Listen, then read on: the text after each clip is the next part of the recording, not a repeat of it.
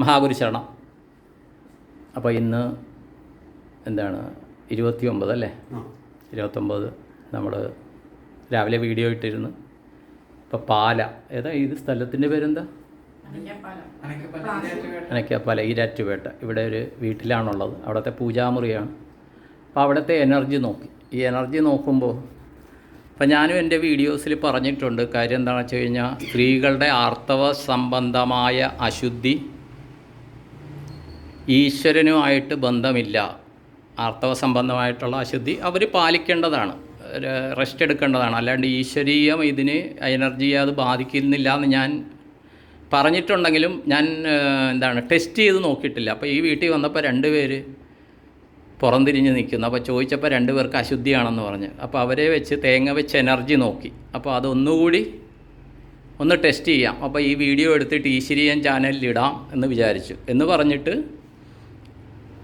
രജസ്വലയായ യുവതികൾ പൂജാമുറി കയറണമെന്നോ പൂജ ചെയ്യണമെന്ന് പറയുന്നില്ല. പക്ഷേ ഈ അശുദ്ധി എന്ന് പറഞ്ഞാൽ വ്യക്തിപരമായിട്ടുള്ള അശുദ്ധിയാണ്. പ്രത്യേകിച്ച് നമ്മൾ പനിയൊക്കെ വരുമ്പോൾ കുളിക്കാണ്ടിരിക്കുന്ന അതുപോലുള്ളൊരു അശുദ്ധിയാണ്. അല്ലാണ്ട് നമുക്ക് ഈശ്വരനെ വിചാരിക്കാനോ ഒരു രജസ്വലയായ യുവതി വീട്ടിലുണ്ടെന്ന് വിചാരിച്ചിട്ട് അവിടുത്തെ ഈശ്വര ചൈതന്യത്തിന് ഒരു കുറവും വരികയില്ല എന്ന് ഈ വീഡിയോ കാണുന്നവർക്ക് തെളിയിച്ചു കൊടുക്കാനായിട്ടാണ്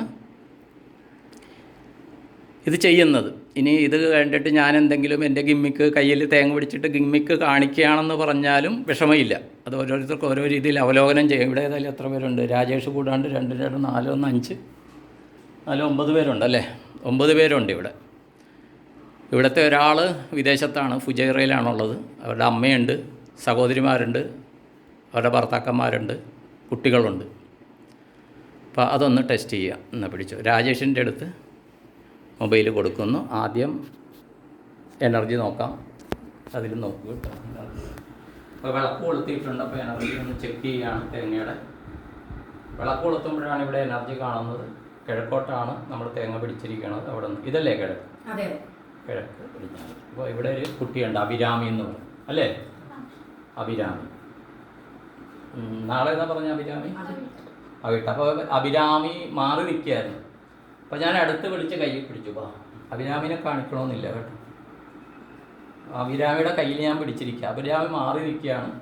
ഈ എനർജി വർക്ക് ചെയ്യുമോ എന്ന് നോക്കാം. അത് വർക്ക് ചെയ്യും. ഇനി അഭിരാമിയുടെ അമ്മ അല്ലേ? അഭിരാമിയുടെ അമ്മയും 2 പേരും കൂട്ടാണ്. അപ്പോൾ അതുകൊണ്ട് തന്നെ അവർ മാറി നിൽക്കുകയായിരുന്നു. അവരുടെയും കയ്യിൽ പിടിച്ച് നോക്കാം. മൊബൈലിൽ കാണണമെന്നുണ്ടോ? വീഡിയോയിൽ വരണമെന്നുണ്ടോ? ഭർത്താവ് എന്ത് പറയുന്നു? കുഴപ്പമില്ല. അപ്പോൾ ഇവിടെ നിന്നു. എന്താ പേര്? സൗമ്യ. ഇദ്ദേഹത്തെ വെച്ച് ഞാൻ തേങ്ങ നോക്കിയായിരുന്നു.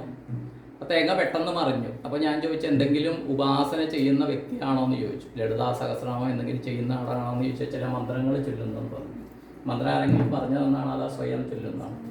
സ്വയം പേര് പറഞ്ഞ്? സൗമ്യ. ഓക്കെ, നമുക്ക് നോക്കാം. പ്രാർത്ഥിച്ചോളൂ കേട്ടോ.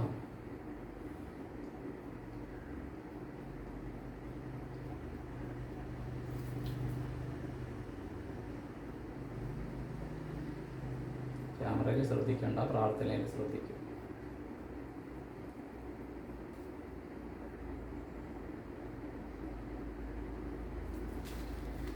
അപ്പോൾ ഇത് മനസ്സിലായല്ല?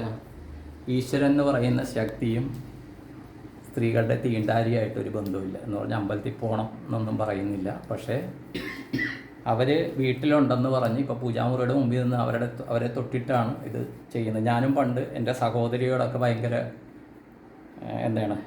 അവജ്ഞയോടെ പെരുമാറിയിട്ടുണ്ട്. ഈ സമയത്ത് എൻ്റെ മുമ്പിൽ വരരുതെന്ന്. അവളോടൊക്കെ ഞാനിപ്പോൾ ഈ വീഡിയോയുടെ പരസ്യമായിട്ട് ക്ഷമ ചോദിക്കുകയാണ്. ഇതെനിക്കൊരു തിരിച്ചറിവ് വന്നു.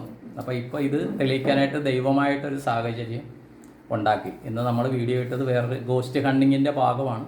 ഒരു വരുത്തുപോക്കാണത്, ഗോസ്റ്റ് അല്ല, വരുത്തുപോക്കാണ്. പക്ഷേ ഇവിടെ വന്നപ്പോൾ ചില തൂങ്ങി മരിച്ച അതിൻ്റെ ഒരു സോൾ പ്രസൻസ് കണ്ടു.